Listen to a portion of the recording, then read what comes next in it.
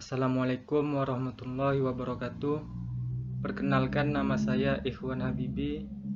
Saya dari kelas TIF 3C jurusan Teknik Informatika Uinsus Riau. Kali ini saya akan membahas tentang database foundation. Yang pertama yang akan dibahas di sini yaitu database relasional. Database relasional adalah database yang menyajikan informasi dalam tabel dengan baris dan kolom. Setiap kolom mempresentasikan jenis informasi tertentu, dan setiap baris mencantumkan satu catatan. Tabel kemudian dikaitkan satu sama lain dengan menggunakan bidang umum. Bidang unik yang disebut sebagai kunci digunakan untuk mengidentifikasi setiap catatan di database relasional. Contoh database relasional seperti berikut. Dari contoh tersebut, bisa dilihat bahwa setiap tabel diberi kolom primary key yang mengidentifikasi instan entitas secara unik. Kolom primary key dalam satu tabel ditetapkan sebagai kolom foreign key dalam tabel terkait untuk membentuk hubungan antar tabel.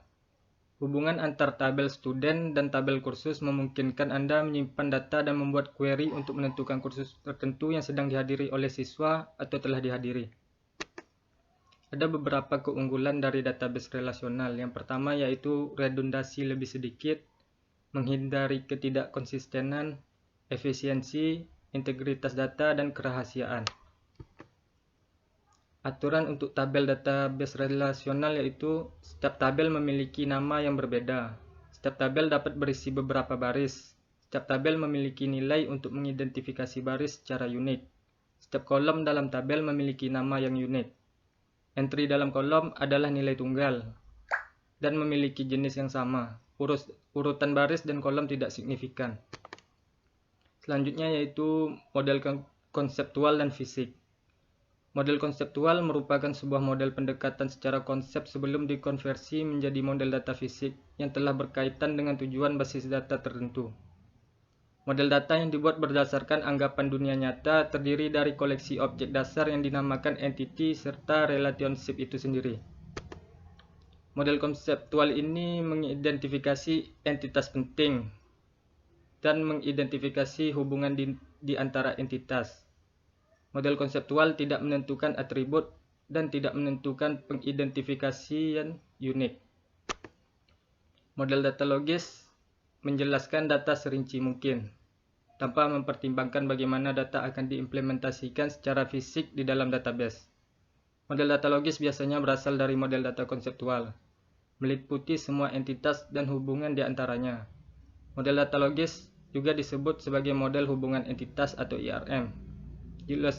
Diilustrasikan dalam bentuk IRD, menentukan semua atribut dan UID untuk setiap entitas, menentukan opsionalitas atribut dan opsionalitas kardinalitas hubungan.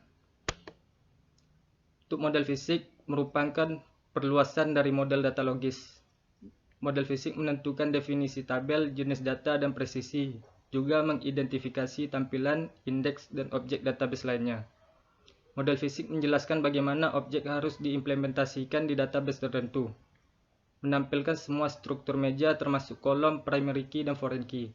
Pemodelan fisik terkait dengan konversi model data logis ke model database relasional. Setiap model relasional dapat memiliki satu atau beberapa model fisik, satu untuk setiap DBMS yang ada terapkan. Langkah-langkah untuk membuat model data fisik yang pertama yaitu entitas model sebagai tabel, hubungan model sebagai foreign key, atribut model sebagai kolom, kemudian modifikasi model data fisik berdasarkan batasan dan persyaratan fisik. Selanjutnya yaitu entitas dan atribut. Entitas adalah kategori hal-hal penting bagi bisnis dan tentang informasi mana yang harus disimpan. Entitas ini berisi fakta dan informasi yang harus diketahui dan diingat oleh bisnis. Jenis entitas. Suatu entitas dapat diklasifikasikan sebagai salah satu jenis berikut. Yang pertama yaitu primer, ada secara independen. Karakteristik ada karena entitas primer lain, dan persimpangan ada karena dua atau beberapa entitas. Untuk atribut, atribut ini menggambarkan entitas dan merupakan informasi khusus yang harus diketahui. Atribut merupakan detail properti bernilai tunggal dari sebuah entitas. Nilai atribut dapat berupa angka, string karakter, tanggal, atau gambar. Setiap atribut memiliki jenis data tertentu di database. Karakteristik atribut yang pertama yaitu atribut ditunjukkan di dalam kotak entitas pada IRD.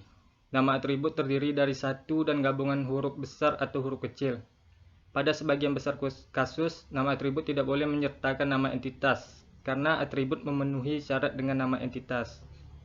Atribut diklasifikasikan sebagai salah satu dari berikut ini. Yang pertama yaitu wajib, yang artinya nul, tidak diizinkan, ditunjukkan dengan tanda bintang. Dan yang kedua opsional, yang artinya nul, diizinkan, ditunjukkan dengan huruf kecil O.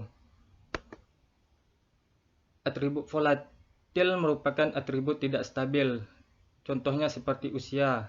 Sedangkan atribut non-volatil merupakan atribut yang stabil, contohnya seperti tanggal lahir. Untuk atribut wajib yaitu atribut yang harus memiliki nilai. Kemudian atribut opsional mungkin tidak memiliki nilai dan bisa kosong. Untuk atribut tunggal dan komposit, atribut tunggal merupakan atribut yang tidak dapat menjadi subkomponen, contohnya seperti ID. Atribut komposit adalah atribut yang dapat dibagi menjadi bagian-bagian yang lebih kecil yang menunjukkan atribut dasar dengan makna yang independen. Contohnya nama atribut kompositnya yaitu berupa nama depan, nama tengah, dan nama belakang. Atribut nilai tunggal dan multinilai. Atribut nilai tunggal dapat memiliki satu nilai pada instan waktu tertentu, contohnya nama belakang siswa. Untuk atribut multinilai dapat memiliki lebih dari satu nilai dalam satu waktu, contohnya seperti alamat. Aturan penggambaran entitas dalam notasi Berker. Entitas ditunjukkan sebagai persegi dengan sudut bulat. Entitas harus diberi nama dan namanya harus diletakkan di dalam entitas pada sudut kiri atas. Nama entitas harus dalam bentuk huruf besar. Nama entitas harus berbentuk tunggal. Untuk aturan penggambaran atribut pada notasi Berker, atribut harus ditulis agar setiap orang, tidak hanya pengembang, dapat memahaminya. Atribut harus ditulis dengan huruf pertama dari setiap kata dalam huruf besar dan selebihnya dalam huruf kecil. Simbol yang menunjukkan jenis atribut harus ditempatkan di samping setiap atribut. Bintang untuk wajib dan nol kecil untuk opsional dan pagar untuk UID. Hubungan dalam notasi Berker, hubungan bisa terjadi antara maksimal dua entitas. Hubungan bisa terjadi pada entitas yang sama. Sebuah hubungan memiliki dua perspektif. Kedua perspektif hubungan harus diberi label. Pada notasi Batchman, aturan penggambaran entitas dinyatakan dalam bentuk kotak. Untuk atributnya, tampilkan bintang untuk yang bukan nol dan tidak ada notasi untuk atribut nol. Tampilkan P untuk UID dan F untuk atribut yang dibuat melalui hubungan. Untuk garis hubungannya, menunjukkan panah alih-alih Crawford untuk kardinalitas maksimal. Menunjukkan lingkaran terbuka atau terisi alih-alih garis putus-putus dan garis solid untuk kardinalitas minimal. Hubungan digambarkan sebagai garis yang menghubungkan entitas yang terkait. Hubungan diberi frasa untuk menggambarkan keterkaitan pada kedua ujung garis. Dalam notasi Batchman, subkelas ditunjukkan sebagai kotak di dalam superkelas. Untuk notasi teknik informasi merupakan metode biner. Notasi ini mudah dibaca serta sesuai untuk pemodelan data logis dan enterprise tingkat tinggi. Notasi ini tidak memungkinkan hubungan bagi tiga dan tidak menampilkan atribut yang terkait dengan hubungan. Batasan kardinalitas dan partisipasi digabungkan ke dalam notasi min atau max, bar, dan Crawford. Satu-satunya kelemahan notasi ini adalah tidak mendukung identifikasi atribut entitas. Selanjutnya yaitu pengenalan unik. UID adalah atribut atau kelompok atribut khusus yang secara unik mengidentifikasi instan tertentu pada entitas. Pengenalan unik adalah atribut entitas yang memenuhi aturan seperti berikut. Yang pertama yaitu unik di seluruh instan entitas, memiliki nilai non-nul untuk setiap instan entitas selama masa pakai instan, memiliki nilai yang tidak pernah berubah selama masa pakai instan. UID yang merupakan atribut tunggal adalah UID sederhana. Terkadang atribut tunggal tidak cukup untuk mengidentifikasi instan entitas secara unik. Jika UID merupakan kombinasi, atribut yang disebut UID komposit. Pengenalan unik buatan. UID buatan dibuat dari data yang ditetapkan atau dihasilkan oleh sistem. UID buatan tidak terjadi di dunia alami, tetapi dibuat untuk tujuan identifikasi di dalam sistem. Suatu entitas dapat memiliki lebih dari satu UID. Untuk UID kandidat contohnya seperti nomor lencana atau nomor gaji. Hanya salah satu UID kandidat yang dapat dipilih sebagai UID primer. Kandidat lainnya disebut UID sekunder. Selanjutnya yaitu tentang primary key. UID menjadi kunci primer saat model logis berubah menjadi database fisik. Primary key adalah kolom atau rangkaian kolom yang secara unik mengidentifikasi setiap baris dalam tabel. Primary key tidak dapat berisi nilai nol. Primary key adalah kolom tabel yang sudah ada atau kolom yang secara khusus dihasilkan oleh database sesuai urutan yang ditentukan. Primary key harus berisi nilai unik untuk setiap baris data. Ini adalah contoh primary key satu kolom. Primary key pada kolom employee ID. Dan ini adalah contoh primary key composite. Primary key pada kolom Bankno dan Ekno, primary key yang terdiri dari beberapa bidang. Selanjutnya yaitu hubungan. Hubungan merupakan aturan bisnis yang mengaitkan entitas. Setiap hubungan selalu memiliki dua aturan bisnis. Hubungan adalah relasi antara tabel satu dengan tabel yang lain pada database. Pada sebuah database, relasi dihubungkan dengan dua tabel yang terhubung melalui kolom foreign key pada tabel pertama dengan primary key tabel kedua. Hubungan memiliki nama yang membantu menggambarkan koneksi antar entitas. Dalam diagram hubungan, nama hubungan dari perspektif manapun dicetak dekat titik awal garis hubungan. Contoh departemen berisi employee ditetapkan ke departemen. Foreign key hubungan dalam model data konseptual dipetakan ke foreign key dalam tabel database fisik. Kolom foreign key adalah kolom atau kombinasi kolom dalam satu tabel yang mengacu pada primary key di tabel yang sama atau tabel lain. Untuk komponen hubungan meliputi berikut ini, yaitu nama, label yang muncul dekat dengan yang ditetapkan entitas, kardinalitas, jumlah nilai minimal dan maksimal dalam hubungan satu dan hanya satu catatan yang cocok, satu atau beberapa catatan yang cocok, opsional 0 catatan yang sesuai, wajib setidaknya satu catatan yang cocok di setiap entitas. Ada beberapa jenis hubungan. Yang pertama yaitu hubungan banyak ke satu dan satu ke banyak. Hubungan banyak ke satu dan satu ke banyak memiliki kardinalitas satu atau lebih dalam satu arah serta satu dan hanya satu dalam arah lain. Dari contoh berikut, aturan bisnisnya adalah setiap customer harus dikunjungi oleh satu dan hanya satu sales representatif. Setiap sales representatif dapat ditetapkan ke satu atau beberapa customer. Berikutnya yaitu hubungan banyak ke banyak. Hubungan banyak ke banyak memiliki kardinalitas dari satu atau beberapa di kedua arah. Aturan bisnisnya yaitu setiap employee dapat ditetapkan ke suatu atau beberapa job. Setiap job dapat dilakukan oleh satu atau beberapa employee. Jenis yang lainnya yaitu hubungan satu ke satu. Hubungan satu ke satu memiliki kardinalitas dari satu dan hanya satu di kedua arah. Aturan bisnisnya yaitu setiap komputer harus berisi satu dan hanya satu motherboard.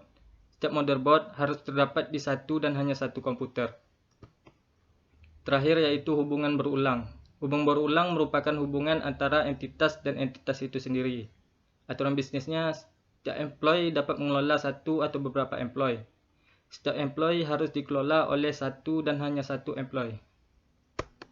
Selanjutnya yaitu pemodelan konseptual. Model konseptual adalah model formal yang menggambarkan hal-hal penting bagi perusahaan. Model formal mengidentifikasi hubungan tingkat tertinggi antara beberapa entitas yang berbeda, namun dapat atau tidak meliputi kardinalitas dan nol abilitas. Tidak menetapkan atribut atau pengenalan unik bagi setiap entitas. Pemodelan konseptual memiliki metode analisis dan desain formal yang menggunakan serangkaian panduan dan aturan untuk menangkap semantik domain. Metode formal meliputi notasi tekstual atau grafik untuk membuat, menjanjikan, memvalidasi, dan memanipulasi model data. Tujuan dari pemodelan konseptual ini yaitu model konseptual database dapat digunakan untuk diskusi lebih lanjut antara perancang, administrator database, dan pengembang aplikasi. Model konseptual penting bagi bisnis karena menguraikan kebutuhan informasi bisnis dengan tepat. memfasilitasi diskusi, mencegah kesalahpahaman, membentuk dasar suara untuk desain database fisik, mendokumentasikan proses dalam bisnis, dan yang terakhir mempertimbangkan peraturan perundang-undangan yang mengatur industri. Model data logis yaitu model data yang menjelaskan data serinci mungkin, tanpa mempertimbangkan bagaimana data akan diimplementasikan secara fisik di dalam database. Model data logis biasanya berasal dari model data konseptual, meliputi semua entitas, atribut, UID, dan hubungan serta opsionalitas dan kardinalitas item. Model logis digambarkan menggunakan ERD. Langkah-langkah dalam membuat model data logis yang pertama yaitu mengidentifikasi entitas, kemudian mengidentifikasi atribut, mengidentifikasi pengenalan unik, kemudian menentukan hubungan termasuk opsionalitas dan kardinalitas. Selanjutnya yaitu diagram hubungan entitas atau ERD.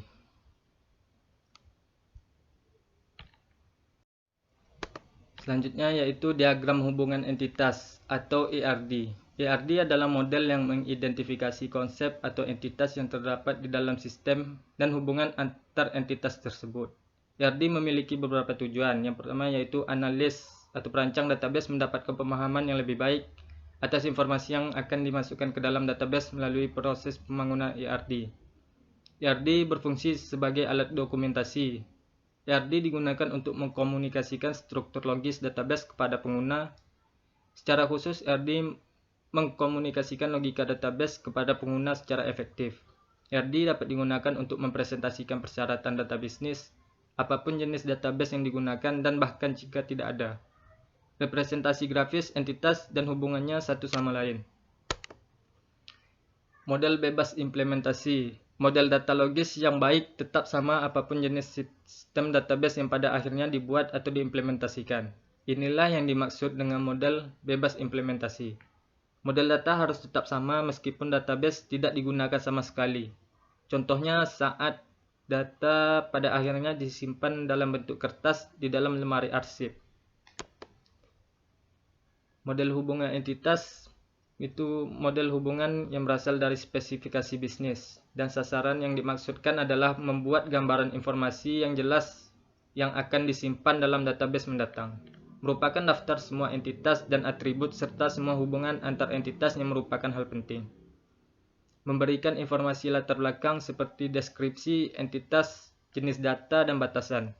Tidak memerlukan diagram, namun diagram biasanya merupakan alat yang sangat berguna. Sasaran dari pemodelan IR itu mencatat semua informasi yang diperlukan, memastikan informasi hanya muncul sekali, mencontohkan tidak ada informasi yang dapat diturunkan, dan informasi lain yang sudah dicontohkan, menemukan informasi di tempat yang dapat diduga, dan logis. Langkah-langkah dalam membangun ERD yang pertama yaitu membuat entitas dan atribut, memilih pengenalan unik, membangun hubungan, mengidentifikasi opsionalitas dan kardinalitas, yang terakhir yaitu memeriksa model. Membuat kalimat untuk membangun ERD. ERD adalah kosakata yang ditunjukkan untuk mengkomunikasikan aturan bisnis yang ditangkap di ERD dengan jelas. Gunakan bahasa ERD untuk menyatakan hubungan antar entitas dalam ERD. Cukup pisahkan setiap kalimat ERD menjadi beberapa komponen. Komponen ERD yaitu setiap entitas A, optionality, relationship name, cardinality, dan entitas B. Hanya segitu yang dapat saya sampaikan. Saya akhiri. Assalamualaikum warahmatullahi wabarakatuh.